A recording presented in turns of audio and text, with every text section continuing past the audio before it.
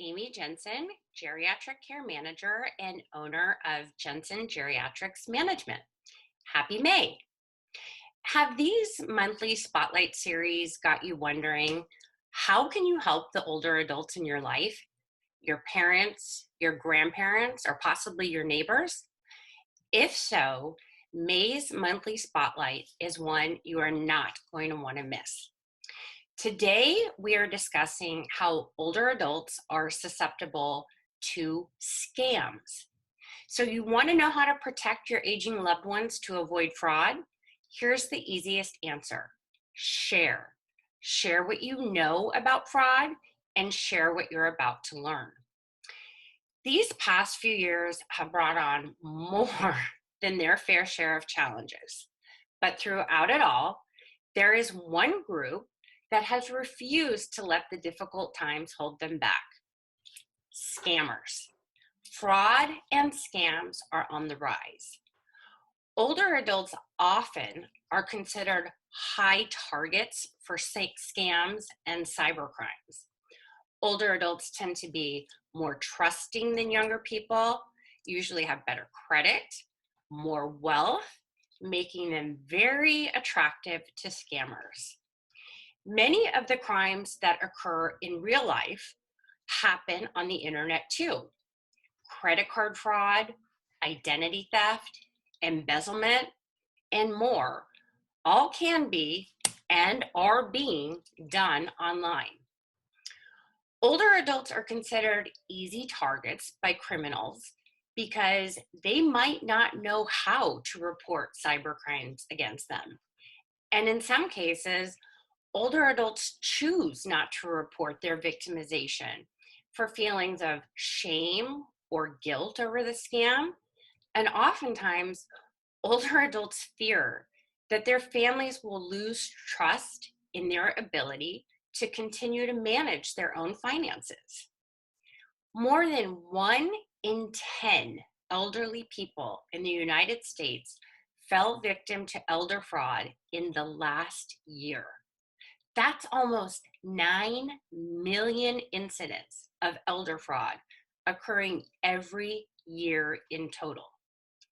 The Financial Crimes Enforcement Network reports the average loss of older adult scam cases is $20,015. And that's calculated by the average mean reported loss. In all 50 states, losses due to elder fraud total $113.7 billion each year.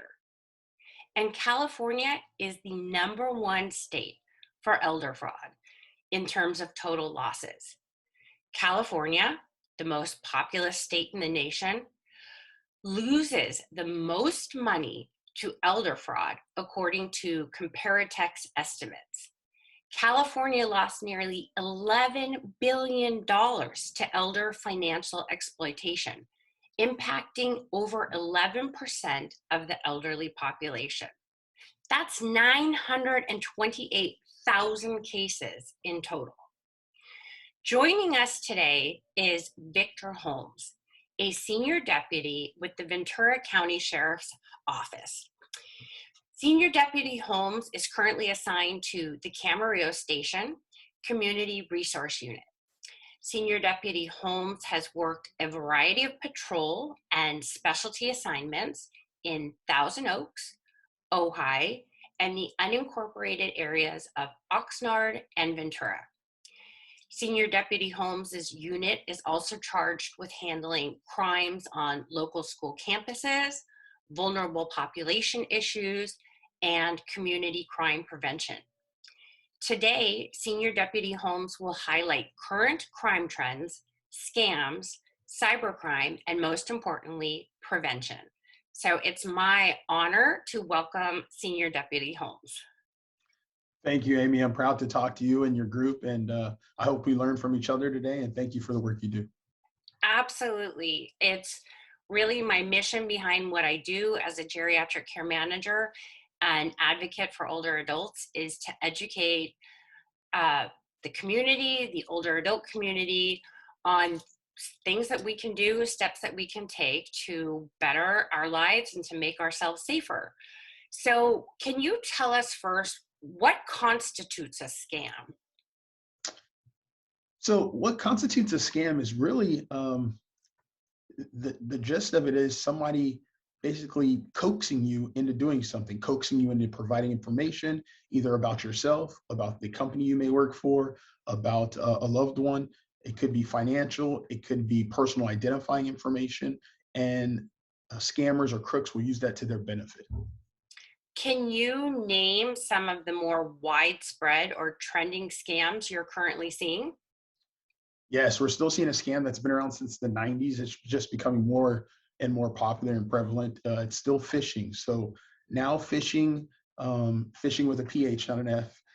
Now phishing is involves, leaving voicemail messages. They might pretend to be healthcare companies looking for new premiums or new quotes, and they need you to send you personal information to give yourself a new quote or to receive a new quote for Medicare or Medi-Cal or different benefits and things like that. They might say they need to verify your information.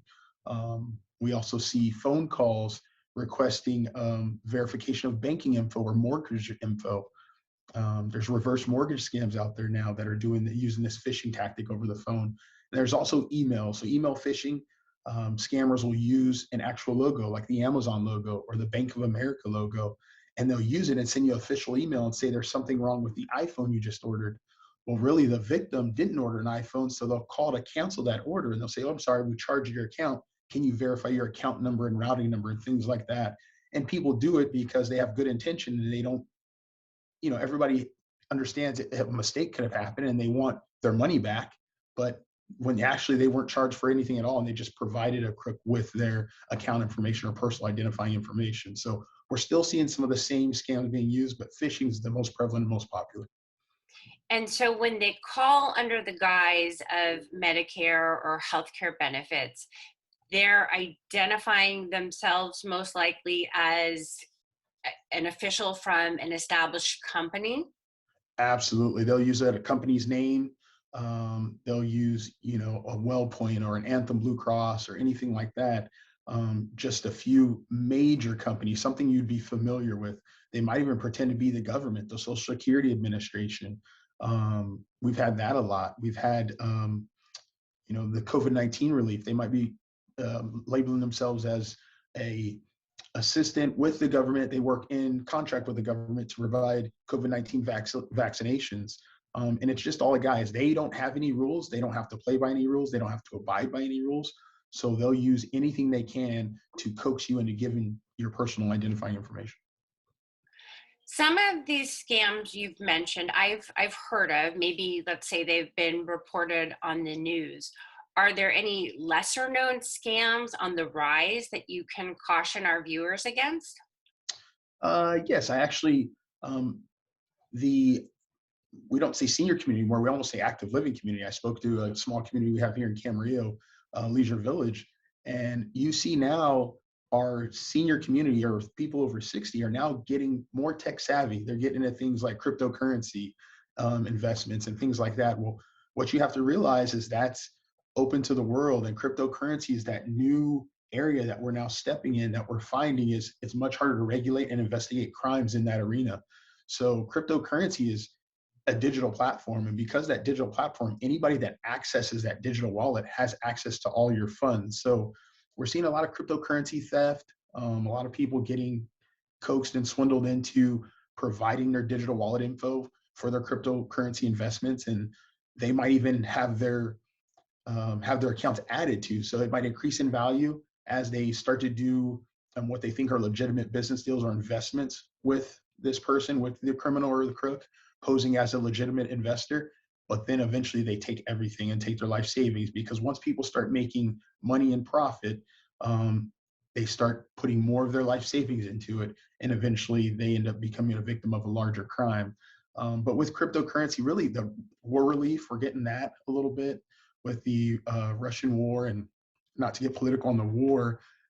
It's just, you can't trust what's going on when someone calls you and they're using your heart. They're using your heart for whatever side of the campaign you're on. They're using your compassion for people and your empathy to help those people against you, and it's just to access your finances and take from you. That that is really heartbreaking to hear. And again, like you said, that it's heartbreaking to hear no matter what age population is being targeted. We're all, well, not all of us clearly, but so many of us are just trying to do the right thing and put one foot in front of the other and live good, honest lives. And to have your heartstrings pulled on and manipulated like that, it's really unsettling to hear that. Yes. Um, I am staying on this idea of lesser known scams, since we were circling back to focusing on the older adult community. Contrary to what many think or want to think, there are older adults who actively date. Are there any online dating scams that we need to warn our population about? So the romance scams has actually tripled in the last 4 years. And it shouldn't even be called romance scams. It should be called relation based, because not everybody wants romance. So we find in our senior community, it might not be romance, but it's relation based. So they want connection. Maybe someone who's lived alone for a long time and they're from a big, larger family, and maybe their family's across the country, or they're on the Western seaboard and their family's on the East. They don't get to see them as much. So they need that interaction, that constant attention, and scammers feed off of that and understand that and will use that against them. So it's not always romance scams. The FBI and the Federal Trade Commission, where we get our stats from every year and every quarter, refers to it as a romance scam because most of the time it is relationship based, but it comes from, everybody's getting online, and that active living community, the senior community, is now becoming more tech savvy. Like I said, they're getting online, they're on the social media platforms and Instagram and Facebook and all these different things. Well, they're meeting different people and staying in touch with people, but it also opens themselves up to these potential scammers that are using different lure tactics, and sometimes it's romance, to start an online relationship or a long distance dating relationship. But they'll quickly try and move it from online to the phone, because on the phone, that's where a criminal gets to use their savviness and some of that sophistication and talk to you and elicit information from you, because on the phone they can hear context, they can hear the rise and fall of your voice, your emotion, and they can play off that and use that against their victims. Oh, excellent. And that's where they pick up. So it sounds like they're very attentive listeners. So that's when they'll pick up maybe a grandchild's name, or they'll pick up little nuggets of truthfulness that they can then turn around and use so that they have specific information to ask for. Exactly, because you, Okay. you exactly because you think once you, like, my personal social media profile, I have a family, I have 3 kids and a wife.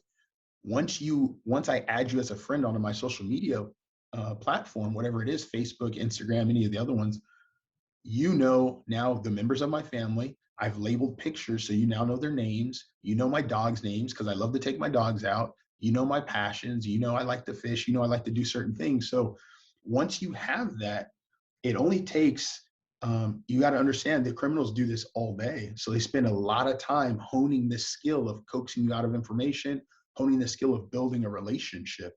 So it all comes down to building a relationship. And then once they get you on the phone, they just expand upon that and upon the things that they already know about you. And then they're just slowly putting their hooks into you, because this is what they do. They've learned through failure, right? They've learned through not being successful in eliciting information from people, and then they use different tactics. So it's very sophisticated. It's very good. A lot of people are ashamed that they were tricked or conned or scammed.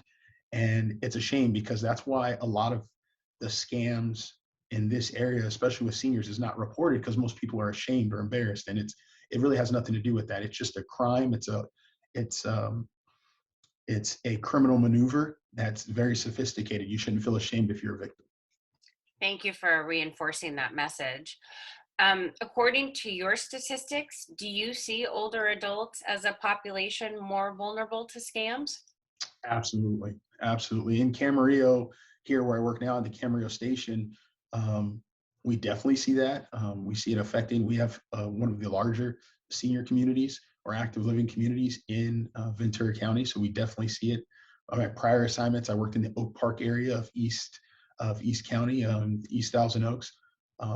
Very large active living, very large senior community there, and the same thing. These crimes are definitely targeted, so they're definitely looking for that, and they're looking for seniors because seniors tend to be more trusting. They tend to be more transparent. What they say is what they mean.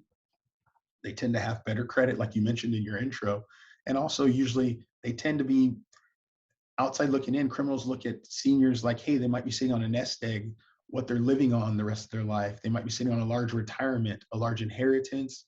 It might be a widow that's sitting on a life insurance policy that's supplying her or him their finances for the rest of the life of their lives. But um, they don't care about them, right? So they'll take someone's life savings. They don't care. It's just about them criminally getting what they want and accessing those finances. And most of the time, we find a lot of these scams are done by criminals that are not even here in the United States. It's much more of an international problem.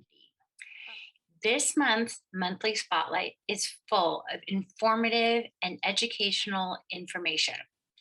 Out of respect for your time and not wanting or willing to compromise the interview by editing any sections of it out, this month's interview is going to be a two-part session. And if you're so inclined, I encourage you to subscribe to our YouTube channel at Genson Geriatrics and like us on Facebook.